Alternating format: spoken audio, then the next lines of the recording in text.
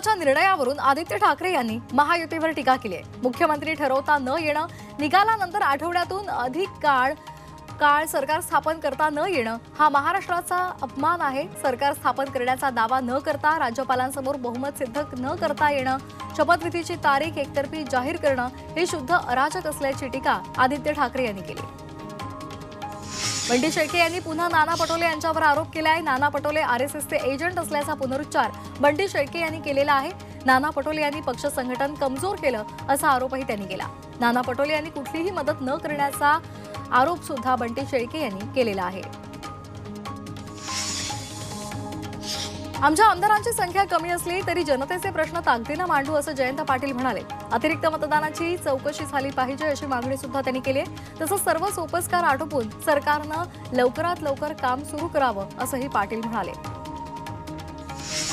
देवेंद्र फडणवीस महाराष्ट्राचे मुख्यमंत्री झाले पाहिजेत अशी इच्छा भाजपचे नेते परिणय फुके यांनी व्यक्त केली आहे। विधानसभा निवडणुकीमध्ये महायुतीला मिळालेलं यश हे फडणवीसांच्या नेतृत्वामध्ये मिळालेलं आहे असंही फुके म्हणाले।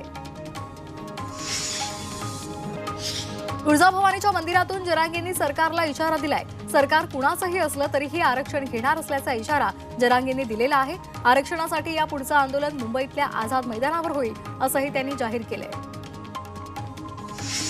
ईव्हीएमवर आता एमआयएमचे नेते असदुद्दीन ओवेसी यांनी शंका उपस्थित केली आहे। त्यांनी यावेळी व्हीव्हीपॅट याची 100% मोजणी झाली पाहिजे अशी मागणी केली। दरम्यान पैशांची उधळपट्टी करून निवडणुका होता कामा नये असंही ते म्हणाले। अहिल्यानगरच्या पाथर्डीमध्ये राष्ट्रवादी शरदचंद्र पवार पक्षाच्या कार्यकर्त्यांनी ईव्हीएमचं दहन केलंय। विधानसभा निवडणुकीमध्ये ईव्हीएमचा घोटाळा झाल्याचा आरोप करत निषेध व्यक्त करण्यात आलाय। यावेळी आमदार रोहित पवार आणि पराभूत उमेदवार प्रताप ढाकणे आणि कार्यकर्ते उपस्थित होते। ज्यांनी ईव्हीएम विरोधामध्ये अर्ज केलेले आहेत त्यांना लोकशाही मान्य नसल्याची टीका अमोल खताळ यांनी केली आहे। त्यांना चांगलं मताधिक्य मिळतं त्यावेळेस ईव्हीएम चांगलं आणि इतर राज्यामध्ये सरकार आल्यानंतर सुद्धा चांगलं असंही ते म्हणाले। तसंच जनतेने नाकारल्यानंतर मोठ्या मनानं त्याचा स्वीकार केला पाहिजे। ईव्हीएमवर शंका घेणं हे मला चुकीचं वाटतं असं ते म्हणाले। ईव्हीएमवर शंका उपस्थित करत आत्मक्लेश आंदोलन करणाऱ्या बाबा आढाव यांना आमदार सदाभाऊ खोत यांनी टीका करत उत्तर दिलेलं आहे। ईव्हीएमवर टीका करताना मुस्लिम बहुल भागात महायुतीलाच कमी मतं का पडली असा सवाल त्यांनी केलेला आहे। सोशल मीडियावरून सदाभाऊ खोत यांनी बाबा आढाव यांना काही प्रश्न विचारले। निवडणूक प्रक्रियेवर विश्वास नसल्याची प्रतिक्रिया पृथ्वीराज चव्हाण यांनी दिली आहे। त्यामुळे निवडणूक प्रक्रिया बदला, 100% व्हीव्हीपॅट मोजा अशी मागणी त्यांनी केलेली आहे। मॉक पोलवर विश्वास नसल्याचंही चव्हाणांनी स्पष्टपणे सांगितलंय। लोकसभेत यश मिळालं तेव्हा ईव्हीएमवर दोष नव्हता, मात्र आता हे सर्व ईव्हीएमला दोष देत आहेत असं परिणय फुके यांनी म्हटलेलं आहे। अनेक निवडणुका झाल्या मात्र विधानसभेमध्येच ईव्हीएम हॅक कसं होऊ शकतं असा आरोप सुद्धा त्यांनी केलाय। महाराष्ट्र रेडिओलॉजिस्ट संघटनेच्या निवडणुकीमध्ये कल्याण एमआयएमचे माजी अध्यक्ष प्रशांत पाटील यांचा विजय झालेला होता। कल्याणमध्ये झालेल्या 3 दिवसाच्या परिषदेच्या पदग्रहण कार्यक्रमामध्ये प्रशांत पाटील यांनी अध्यक्षपदाची सूत्र स्वीकारली। इंडिया आघाडीच्या नेत्यांची आज दिल्लीमध्ये बैठक आयोजित करण्यात आलेली आहे। काँग्रेसचे अध्यक्ष मल्लिकार्जुन खरगे निवासस्थानी त्यांच्या बैठक पार पडणार आहे। हिवाळी अधिवेशनासाठी विरोधकांच्या भूमिकेसंदर्भात रणनीती ठरवण्यासंदर्भात ही बैठक महत्त्वाची आहे। जनतेच्या मनातलं सरकार स्थापन होणार असा विश्वास एकनाथ शिंदेंनी व्यक्त केलाय। तिघे एकत्र बसू आणि मुख्यमंत्री, उपमुख्यमंत्री आणि मंत्रिपदासंदर्भात निर्णय घेऊ अशी माहिती शिंदेंनी दिली आहे। सरकार स्थापन करताना गावी जायचं नाही का असा सवालही त्यांनी विरोधकांना टोला लगावत विचारलाय। शिवसेनेच्या काही नेत्यांकडून उपमुख्यमंत्री पदासाठी श्रीकांत शिंदे यांच्या नावाची चर्चा सुरू आहे। या संदर्भात श्रीकांत शिंदेंबाबत बोलताना एकनाथ शिंदे यांनी उत्तर देणं टाळलेलं आहे। रोहित पवार यांनी शपथविधीवरून महायुतीला डिवचलंय। महायुतीला बहुमत मिळाल्यानंतर 26 तारखेला सरकार स्थापन केलं पाहिजे होतं, मात्र लग्नाची तारीख जवळ आणि नवरदेव हुंड्यासाठी रुसला अशी टीका रोहित पवार यांनी केली आहे। मुख्यमंत्री पदाचं नाव निश्चित आहे अशी माहिती रावसाहेब दानवे यांनी दिली आहे। बॉसच्या सहीनंतर नाव सर्वांसमोर येईल असंही दानवेंनी स्पष्ट केलंय। भाजपकडे आमदारांची संख्या जास्त आहे त्यामुळे ज्यांची संख्या जास्त त्यांची भागीदारी जास्त असंही दानवे म्हणाले। मनसेचे नेते अविनाश जाधव यांनी जिल्हाध्यक्ष पदाचा राजीनामा दिलाय। विधानसभा निवडणुकीमध्ये ठाणे आणि पालघरमधील पराभवाची जबाबदारी घेऊन त्यांनी राजीनामा देत असल्याचं सांगितलं. काम करताना माझ्याकडून कळत नकळत काही चूक झाली असेल तर माफ करावं असंही त्यांनी म्हटलंय.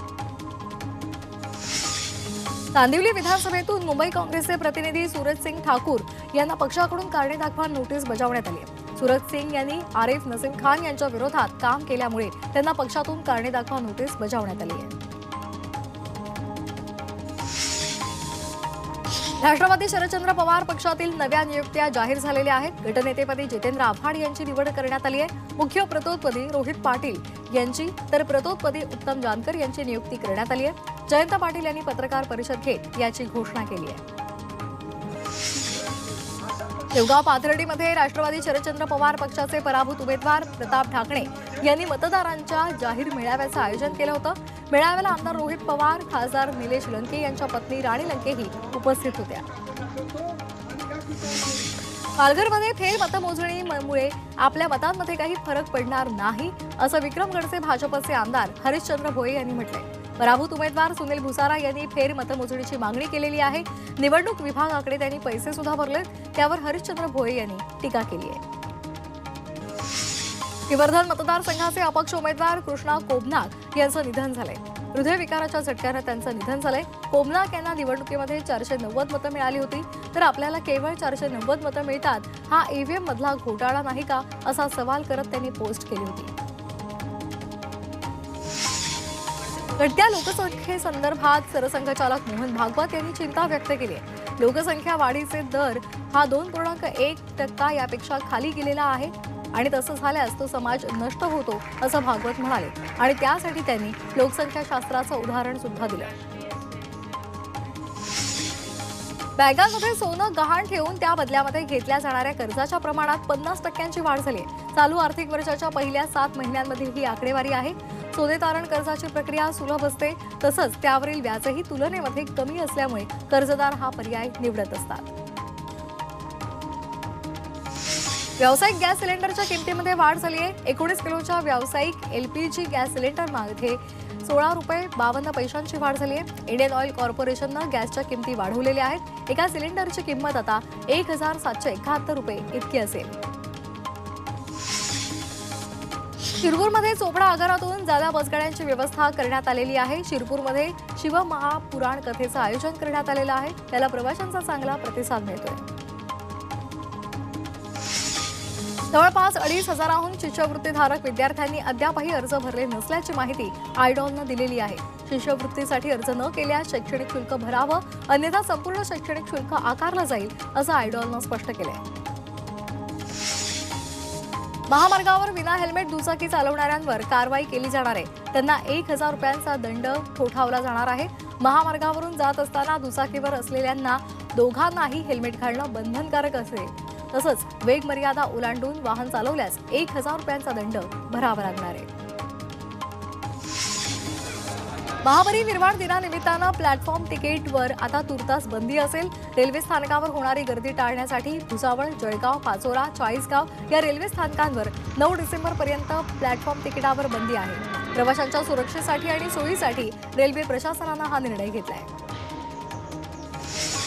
महापरिनिर्वाण दिनानिमित्तानं रेल्वेकडून अनेक उपाययोजना राबवल्या जातात. गर्दीचं विभाजन करण्यासाठी अनेक मार्ग बंद केलेत, त्याऐवजी पर्यायी नवे मार्ग खुले करण्यात आले. दादर स्थानकातून चैत्यभूमीकडे जाणारा मार्ग सूचित करण्यासाठी जागोजागी सूचना फलक लावण्यात आले. निवडणुकीची धामधूम संपताच पर्यटकांची पावलं कोकणाकडे वळू लागली आहेत. कोकणामध्ये पर्यटकांची गर्दी पाहायला मिळते. कोकणातील समुद्र किनारे पर्यटकांनी गजबजून गेले. रायगड जिल्ह्यामध्ये पर्यटकांची गर्दी पाहायला मिळाली. सलग सुट्ट्यांमुळे अलिबाग, मुरुड त्याचबरोबर श्रीवर्धन या परिसरामध्ये पर्यटकांची गर्दी पाहायला मिळते. वॉटर स्पोर्ट्स तसंच घोडागाडी, उंट सवारी तसंच नारळ विक्रेत्यांच्या व्यवसायामध्ये तेजी पाहायला मिळते. जेजुरीच्या खंडोबा मंदिरामध्ये भाविकांची मोठी गर्दी झाली होती. कार्तिक महिन्यातील अमावस्या आणि रविवारची सुट्टी असल्यामुळे जेजुरी गडावर भाविकांनी गर्दी केली होती. राष्ट्रीय डायव्हिंग स्पर्धेमध्ये महाराष्ट्राचे प्रतिनिधित्व करणाऱ्या श्रावणी सूर्यवंशीनं 3 सुवर्ण पदकं पटकावून हॅटट्रिक मारली. गुजरातमधील राजकोटमध्ये स्पर्धा सुरू आहे.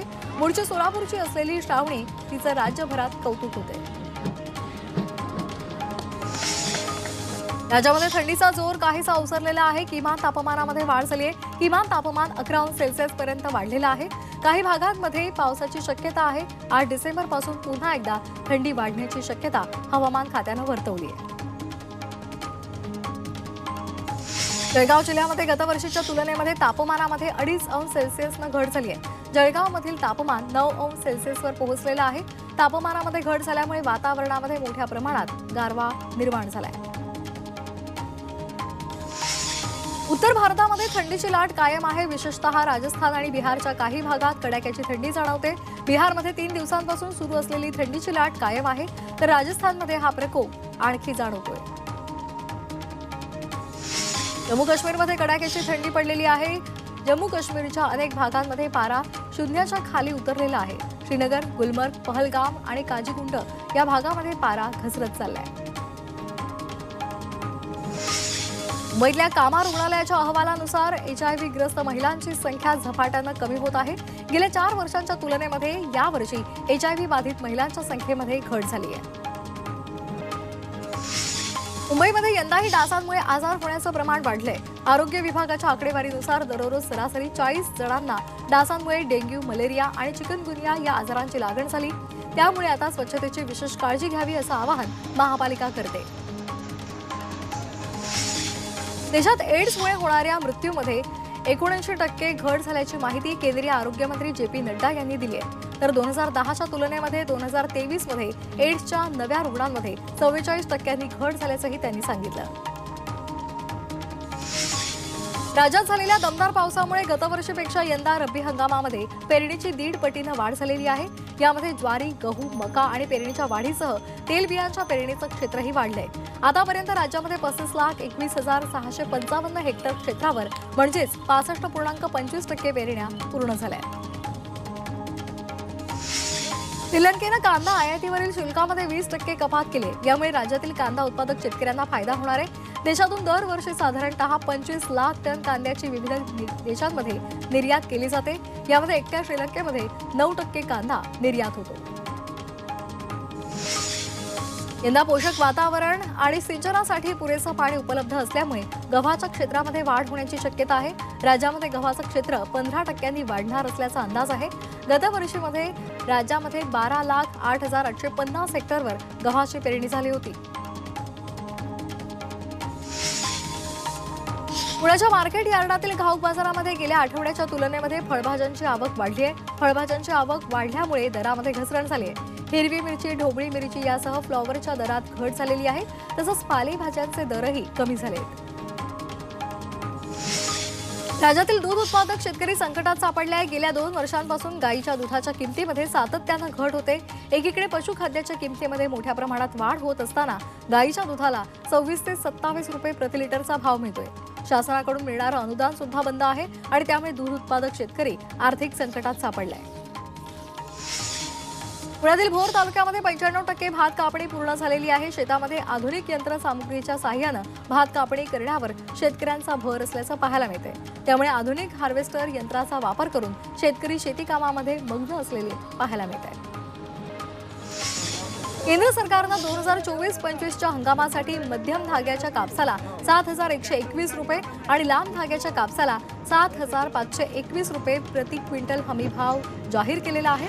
मात्र खासगी बाजारामध्ये कापसाचे दर 7,000 रुपये प्रति क्विंटलच्या आतच पाहायला मिळतात, जे हमीभावापेक्षा कमी दरानं खरेदी केली जाते आणि त्यामुळे हमीभावानं कापसाची खरेदी करण्याची मागणी शेतकरी करतायत।